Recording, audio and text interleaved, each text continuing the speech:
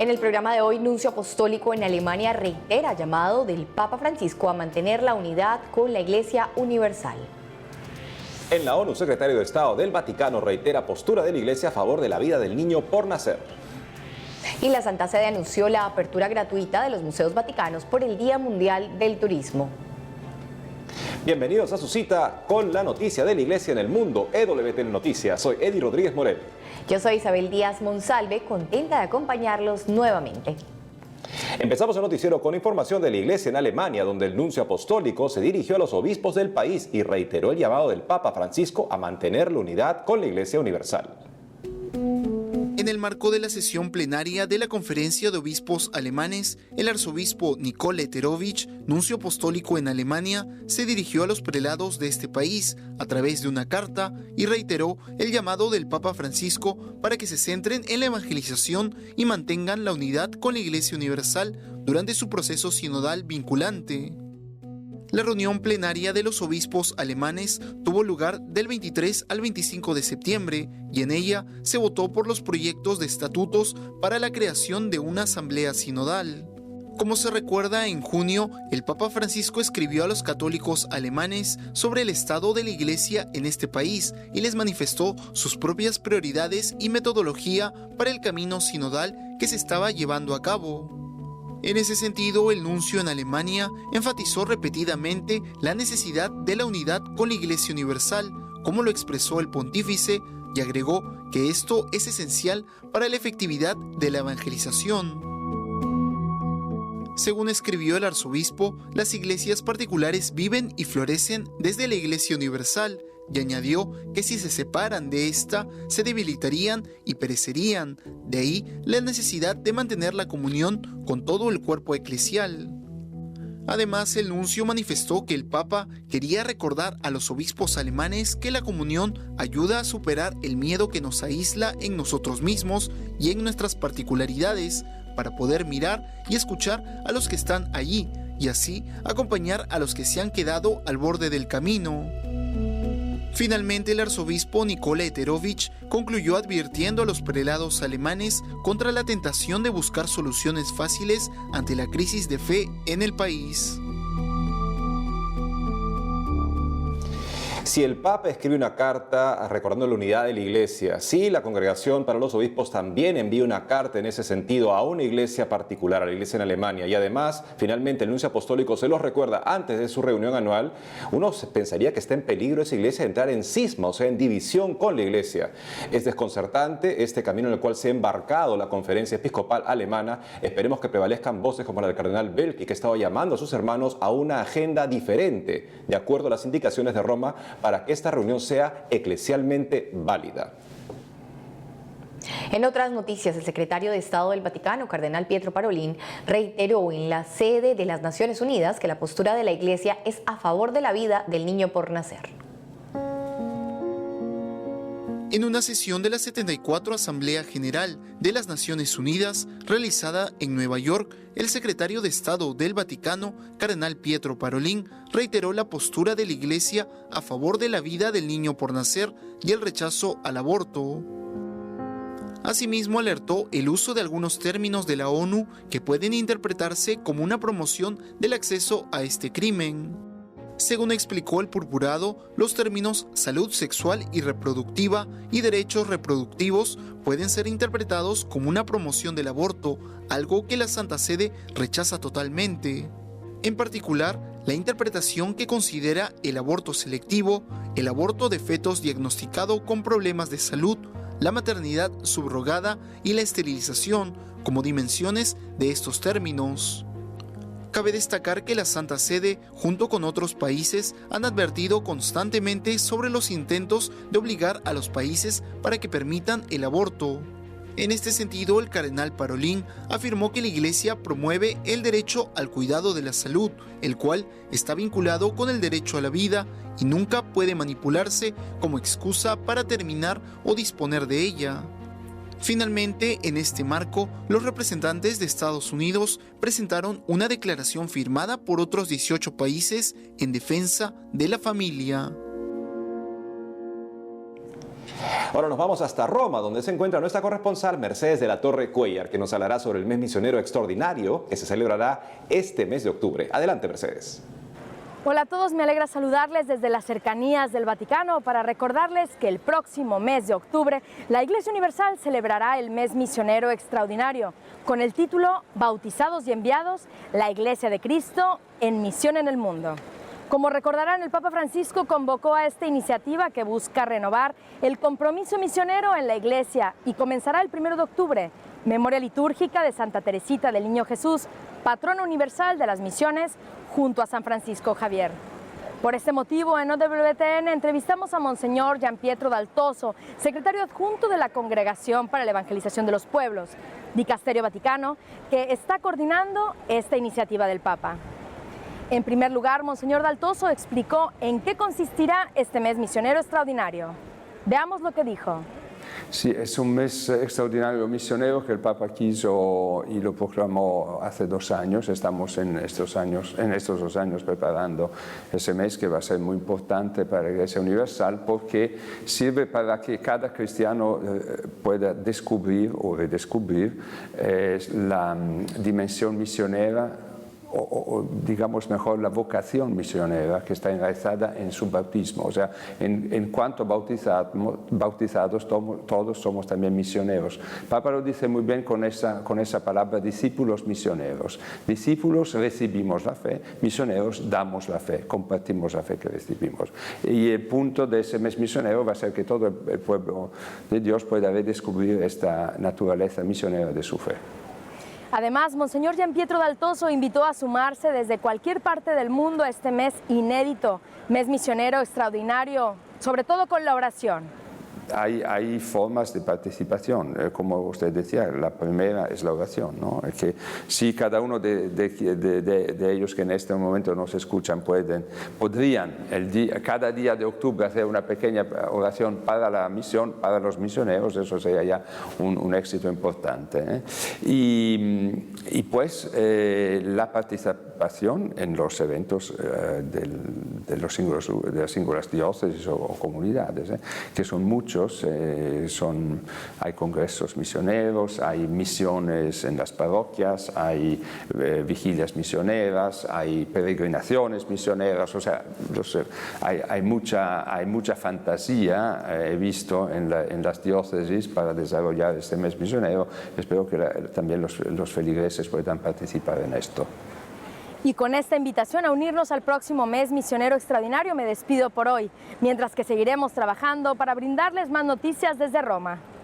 Informó para ustedes en WTN Noticias desde el Vaticano, Mercedes de la Torre Cuellar. Hasta la próxima. El Papa Juan XXIII, que convocó el Concilio Vaticano II, indicó que su esperanza para la Iglesia era que se lanzara en una gran era misionera, un nuevo Pentecostés que llevara la buena noticia a todos. Pero para eso tenemos que abrirle nuestro corazón a la buena noticia, vivirla, convertirnos para la conversión del mundo. Por eso el Papa Francisco nos recuerda que somos bautizados para ser discípulos misioneros, o sea, el discípulo que sigue la disciplina del Maestro y en esa medida es capaz también de brindar esa alternativa de conversión a todas las personas. Eddie, y nosotros podemos participar de este mes extraordinario misionero. Creo que es un deber de todos, como nos indica Monseñor Daltoso, nos habla acerca de cómo participar a través de la oración, a través de muchas actividades que se pueden realizar en nuestras iglesias particulares, concretamente también ir de misiones. Hay en muchos países que se crean grupos donde se puede ir a misionar, a veces se habla de misionar, de ir a los lugares donde se necesita llevar la fe para poder no solo acompañar y acoger, sino justamente eso, llevar la fe y la verdad de Jesucristo a todas las personas. Recordemos que el mandato misionero es para todos nosotros, o sea, vivir el Evangelio como para poder compartirlo con los demás. No puede nadie eximirse de esa gran misión, justamente la misión que tiene el cristiano de ser el portador de la buena noticia a todas las personas con las que se encuentra. Ahora les contamos que en todo el mundo este 27 de septiembre se celebrará el Día Mundial del Turismo.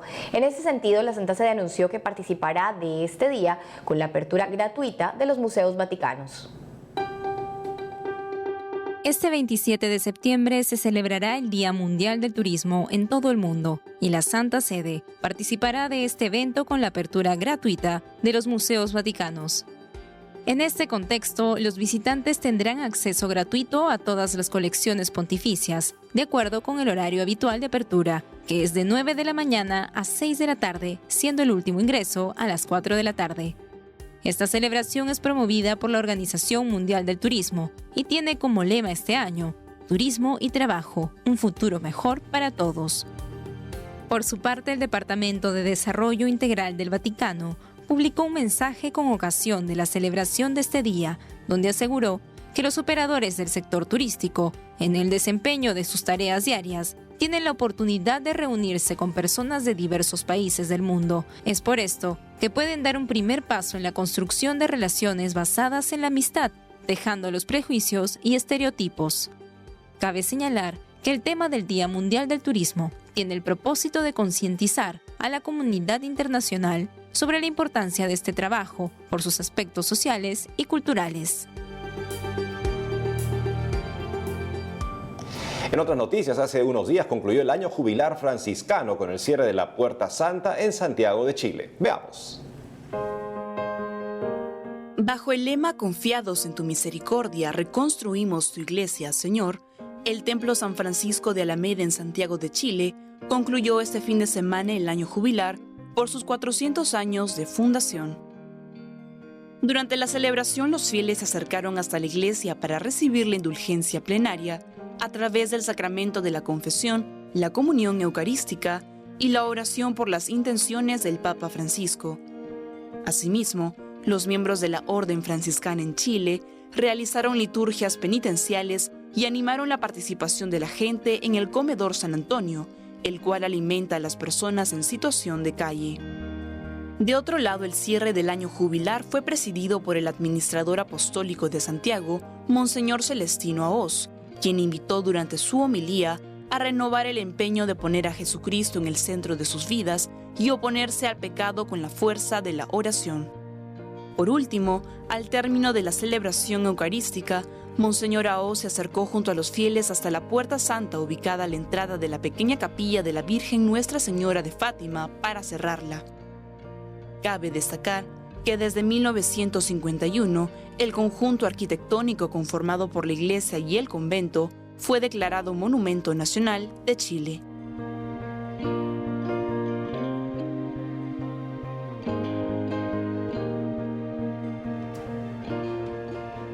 Amigos, ahora tenemos que hacer una pausa, pero más adelante arqueólogos habrían descubierto la ciudad bíblica de Emaús. Y la iglesia en Colombia invita a celebrar la Semana del Migrante. Ya retornamos con más noticias de la iglesia en el mundo.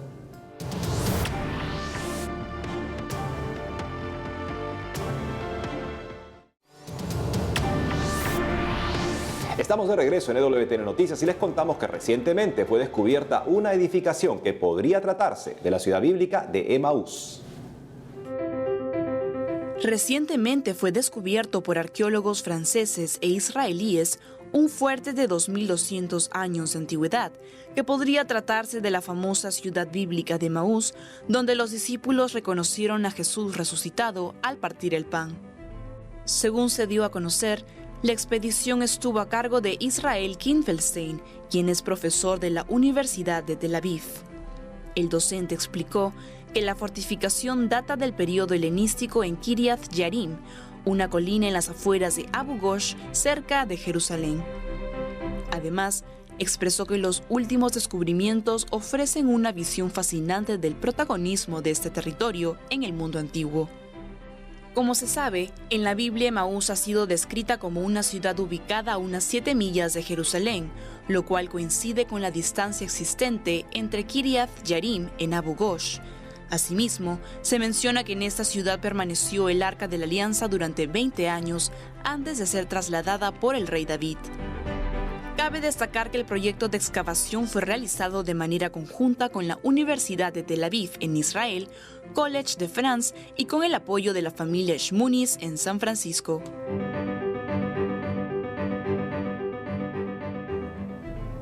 En otras noticias, desde el 20 de septiembre, Ocotlán, en el estado mexicano de Jalisco, se alista para la celebración de las fiestas del Señor de la Misericordia, que se apareció milagrosamente en el cielo el 3 de octubre de 1847. En la ciudad de Ocotlán, perteneciente al estado mexicano de Jalisco, se vienen preparando las fiestas del Señor de la Misericordia, quien se apareció milagrosamente en el cielo hace 172 años. Según explicaron los voceros del Santuario del Señor de la Misericordia en su sitio web, el 20 de septiembre se iniciaron las celebraciones con la entrada de la música y los gremios, una tradición que comenzó en la década de 1930. Luego se realizó un novenario y un triduo. Por otro lado, también se dio a conocer que cada día se llevan arreglos florales a la iglesia parroquial, se queman fuegos pirotécnicos y se entonan cantos populares por las diversas calles. Los organizadores además indicaron que el próximo 3 de octubre, la misa central de esta festividad será celebrada por el arzobispo de Guadalajara, cardenal José Francisco Robles Ortega. Cabe recordar que la aparición de Cristo en el cielo se realizó el domingo 3 de octubre de 1847, antes de celebrarse una misa en el Campo Santo de la Capilla de la Purísima Concepción en la ciudad de Ocotlán, donde más de 2,000 personas fueron testigos de una imagen perfecta de Jesucristo crucificado que apareció en el cielo por más de 30 minutos.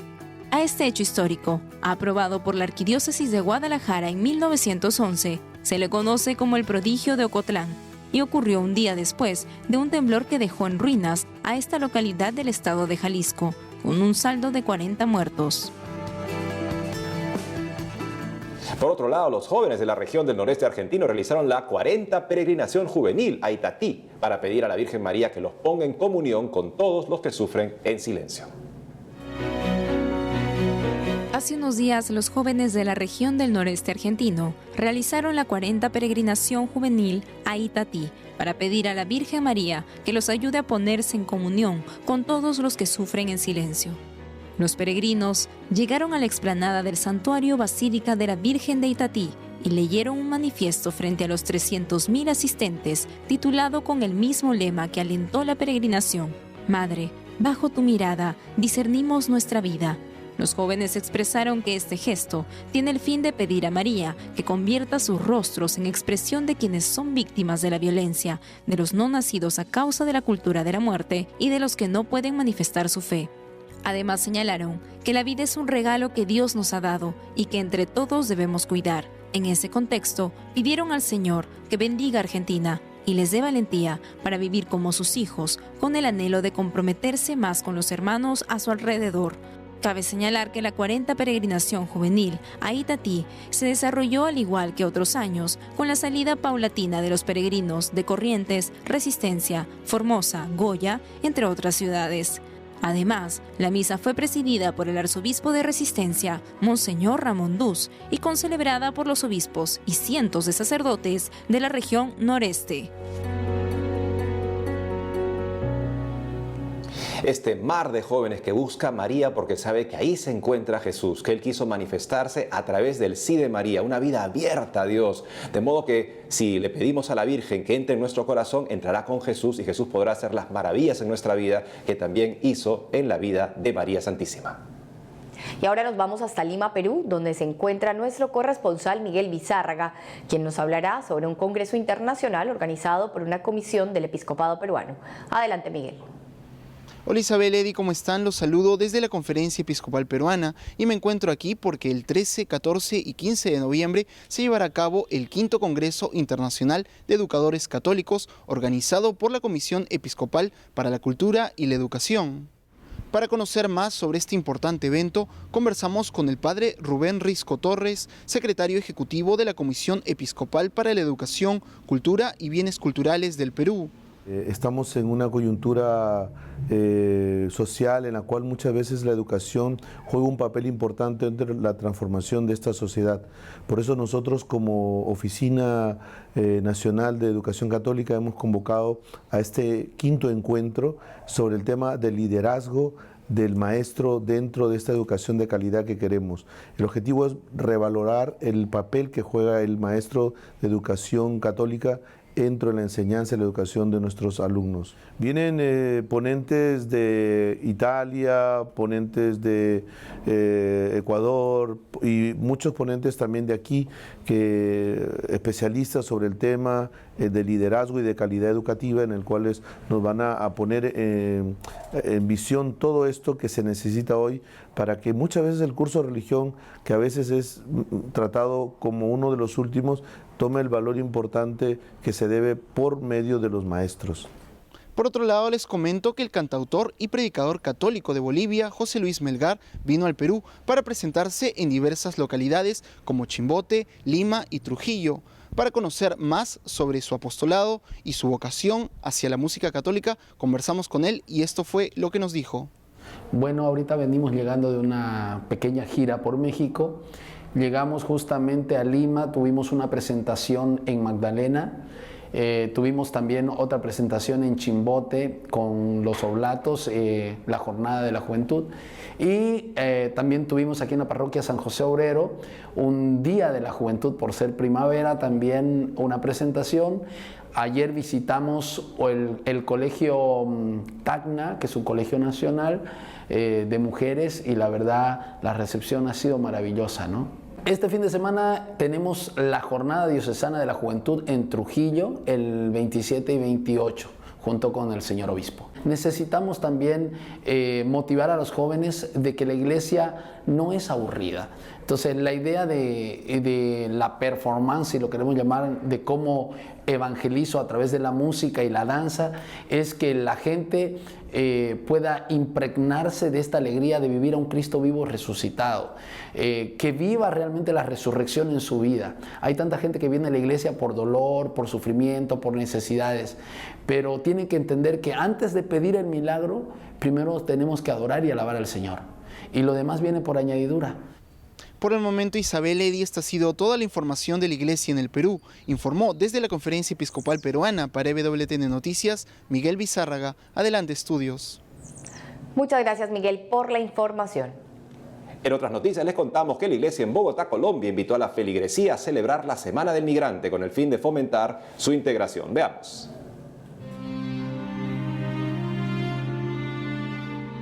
En el marco de la Jornada Mundial del Migrante, que se celebra desde el lunes 23 de septiembre hasta el domingo 29, se viene realizando la Semana Arquidiocesana del Migrante en Bogotá, Colombia. Una iniciativa que surge con el objetivo de fomentar actividades que permitan la integración de estas personas a la comunidad y generar acciones en contra de la xenofobia. En este sentido, el arzobispo de Bogotá y primado de Colombia, cardenal Rubén Salazar, envió un mensaje a los fieles en el que animó a participar de esta iniciativa.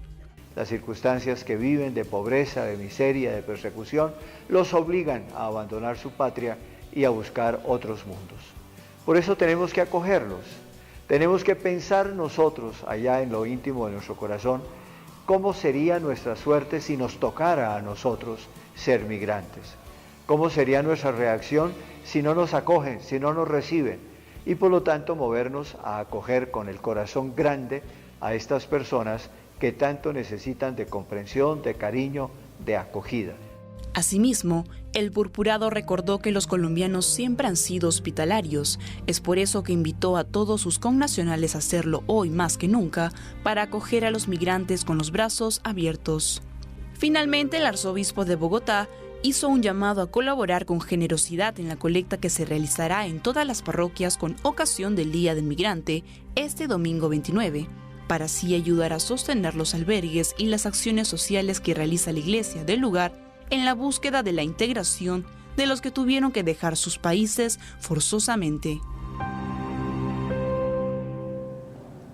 Fui forastero y me recibiste. La acogida está en el ADN del cristiano, podemos decir. El Señor Jesucristo se ha identificado con las personas que buscan una nueva posibilidad de emprender una vida mejor y cuentan para ello con la caridad cristiana, que es la caridad de Jesucristo hecha vida, en nuestra acogida. Y hay que aprovechar, Eddy, los medios que pone también la iglesia para que nosotros podamos participar y volvernos más caritativos. La iglesia pone a disposición pues esos encuentros con los migrantes, eucaristías con los migrantes, lugares lugares donde podemos ir y aportar lo que tengamos para los migrantes, ayudar con nuestro trabajo, de pronto con nuestras donaciones, así que no nos quedemos con los brazos cruzados. Podemos actuar, podemos acompañar al migrante que tanto lo necesita y acogerlos, sobre todo en esta realidad que también vivimos en Latinoamérica, que es acoger a muchísimos venezolanos que han tenido que dejar su tierra en búsqueda de algo mejor. Y que nuestra ayuda siempre vaya acompañada de ese encuentro fraterno, cara a cara,